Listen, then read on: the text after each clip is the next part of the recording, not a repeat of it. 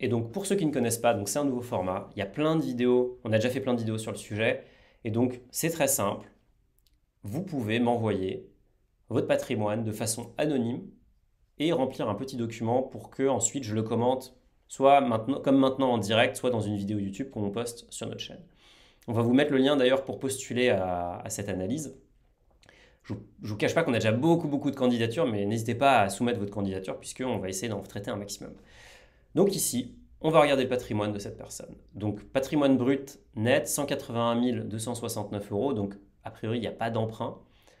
Les grandes masses, 44% d'actions et fonds, des autres actifs, alors beaucoup d'autres actifs, on va regarder parce que là ça représente quand même 40 000 euros à vue de nez, c'est beaucoup. Beaucoup de cash, ok, et beaucoup de cash sur des livrets et des comptes bancaires. Donc on va regarder ça. Profil, en couple, 26 ans, pas d'enfant, fonction publique. J'ai commencé à épargner à 19 ans. Franchement, bravo. Ça, c'est un très bon exemple des intérêts composés.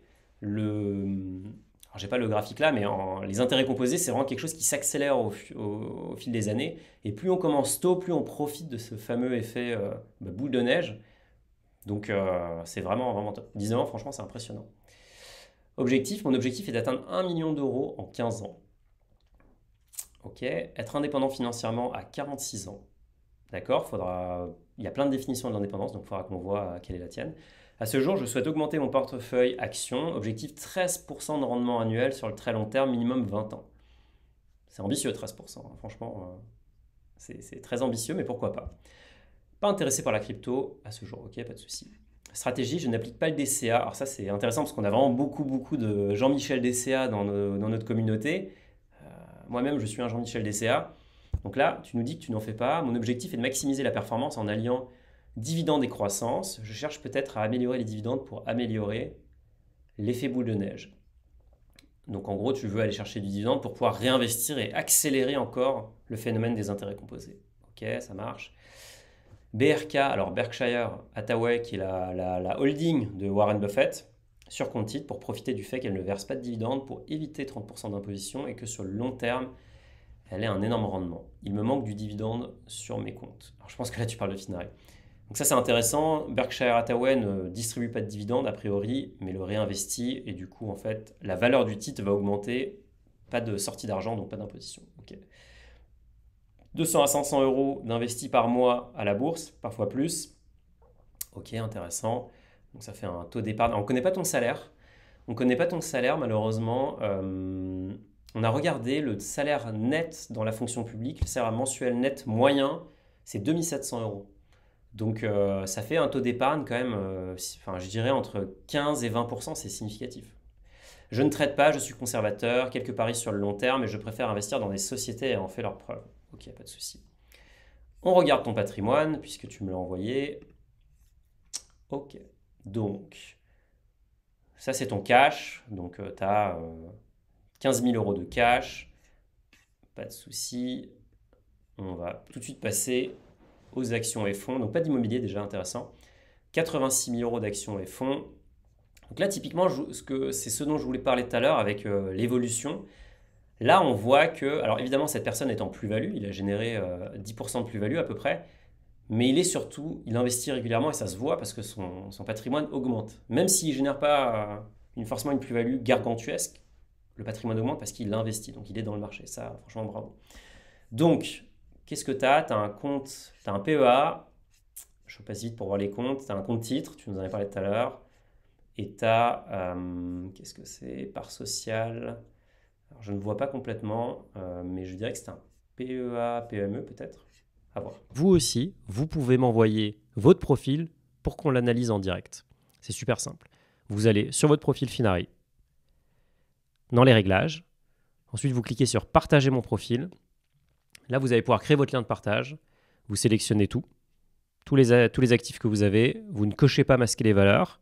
Vous pouvez mettre un code si vous voulez pour plus de sécurité.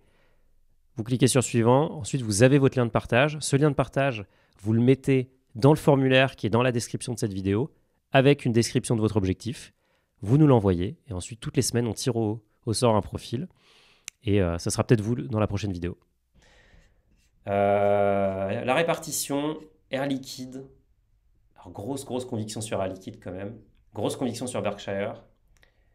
Stellantis, Warner. Alors c'est intéressant parce que tu as quasiment pas d'ETF. Alors il y en a un petit, il y a le Lixor Europe 600, mais sinon on est quand même sur du stock picking pur et dur. Et donc c'est un peu contradictoire, je trouve. Tu dis que tu ne traites pas.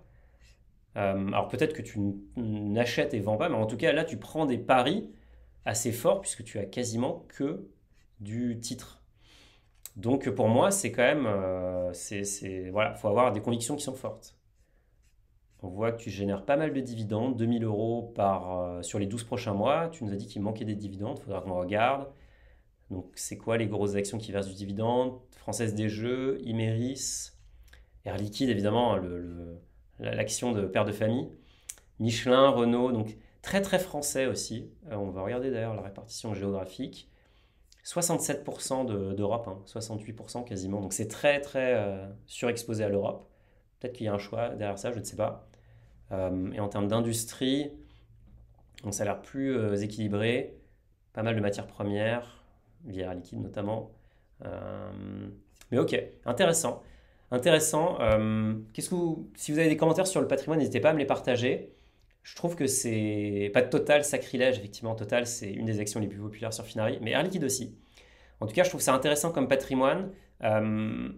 Je me suis amusé à comparer, parce que tes plus grosses positions, c'est Air Liquide, Berkshire, et du coup, je me suis amusé à comparer la performance de Berkshire, Air Liquide et le S&P 500 sur, alors là, on est à combien? On est sur, depuis 95, donc 27 ans, 28 ans.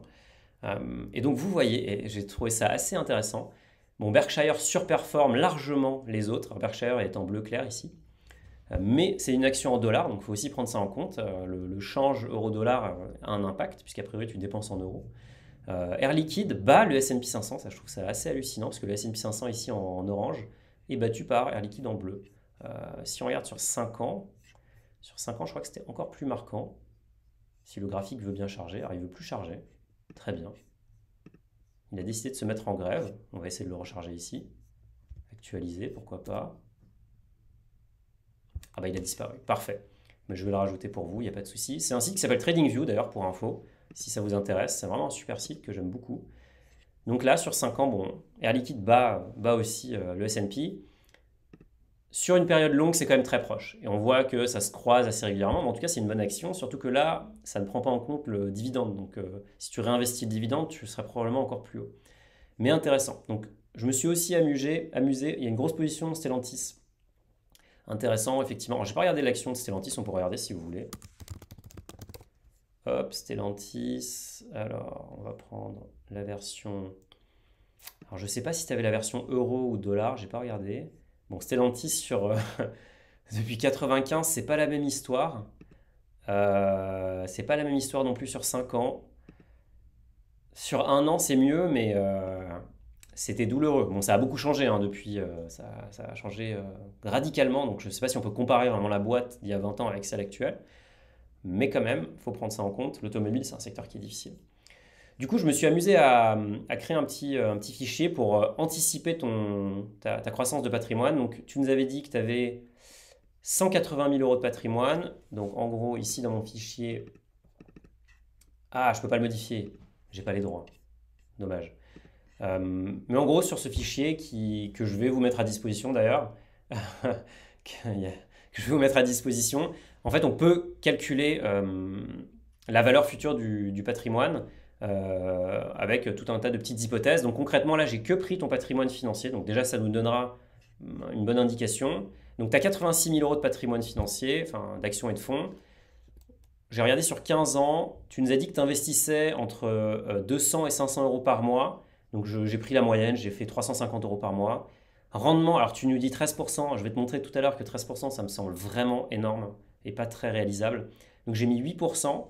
J'avais pas mis d'inflation parce que je comptais la mettre après, mais parce que là du coup je t'aurais donné un rendement net d'inflation et je pars du principe que tu investis tout via un PEA.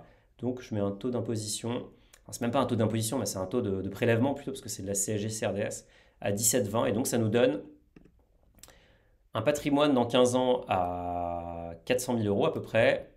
Il y a 309 000 euros de plus-value. Du coup, si je retranche les impôts, ça te donne un patrimoine à 342 000 euros. Donc, je pense que même avec, on va regarder sur un autre site, mais même avec le, le, ton objectif, ça me semble quand même super compliqué d'atteindre ça, hein. Est-ce que je vais trouver un site qui nous donne ça? Alors ça, c'est beaucoup trop compliqué. Peut-être celui-là. Ouais, ça m'a l'air très bien.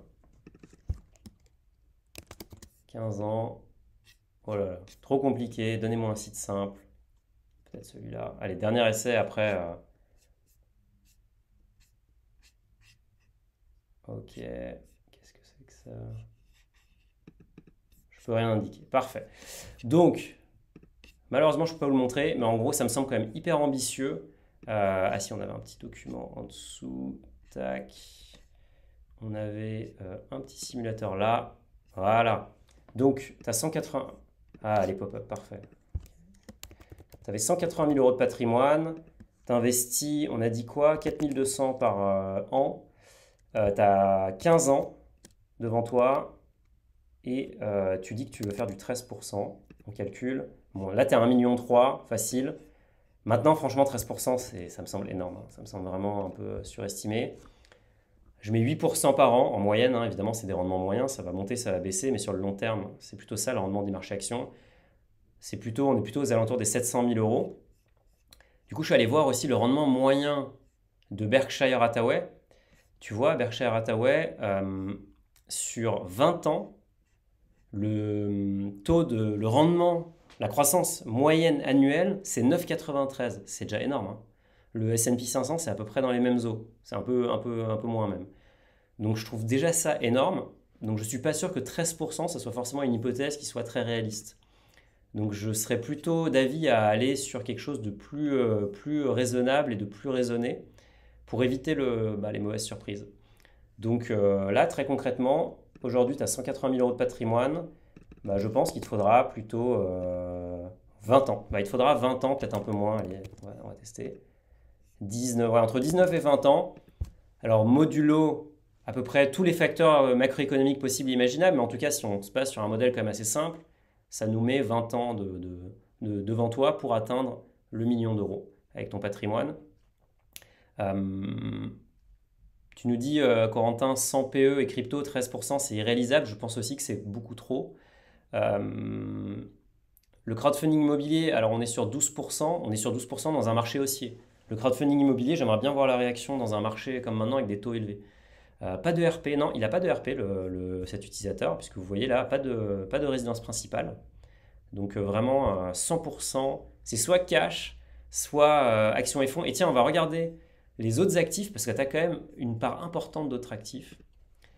Qu'est-ce que tu as dans tes autres actifs? S-Works, Tarmac, SL7. Alors, ça serait pas un vélo, ça? Ce serait pas un bon vieux vélo de course? Alors, pas un vieux, puisque voilà, c'est un vélo de course. Tu as un vélo de course à 15 000 euros. Je trouve ça intéressant que tu mettes ça dans ton patrimoine. Mais j'imagine que sur des vélos comme ça, il y a une valeur marchande, enfin ça perd pas non plus une valeur énorme. Ça peut peut-être même en gagner parce que les vélos ont énormément augmenté. Tu as mis ton mobilier aussi, c'est intéressant. Oh, on voit que tu as plusieurs vélos en fait. Tu as un Canyon, ça doit être aussi un vélo.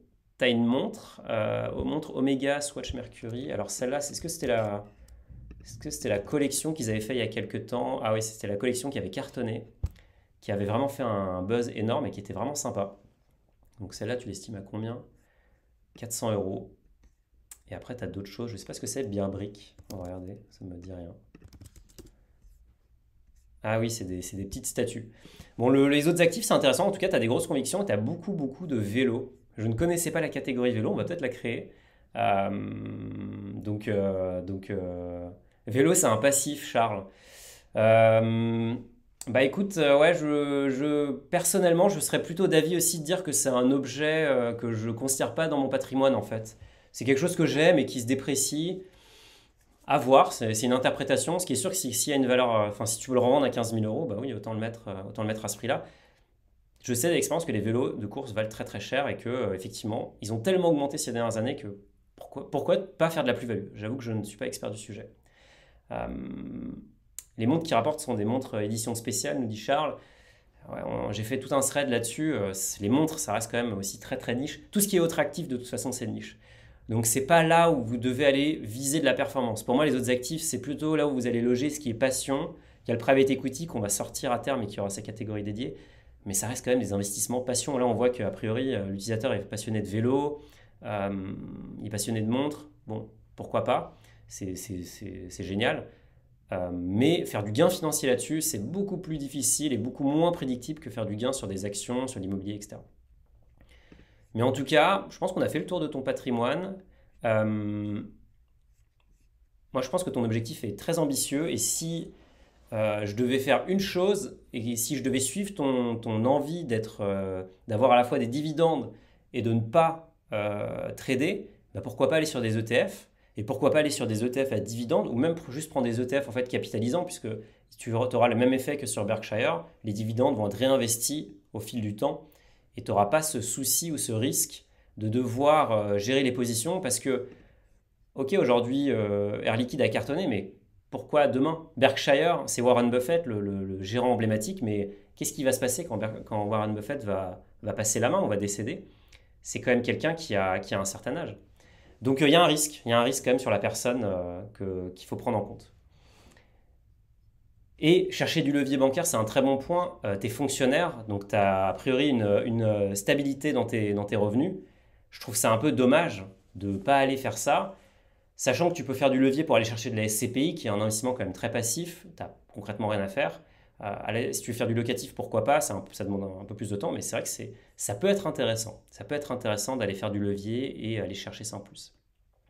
Mais en tout cas, que tu les atteignes dans 15 ou 20 ans, au final, le million d'euros, avec une trajectoire comme la tienne, je pense que tu vas y arriver. On n'a même pas pris en compte d'ailleurs le fait que ton salaire va augmenter. Alors c'est peut-être moins important dans la partie...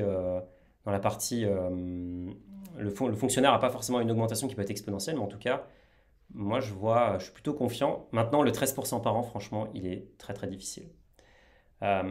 Pour un prêt, c'est nickel, nous disent The Prayer dans la fonction publique, je suis d'accord.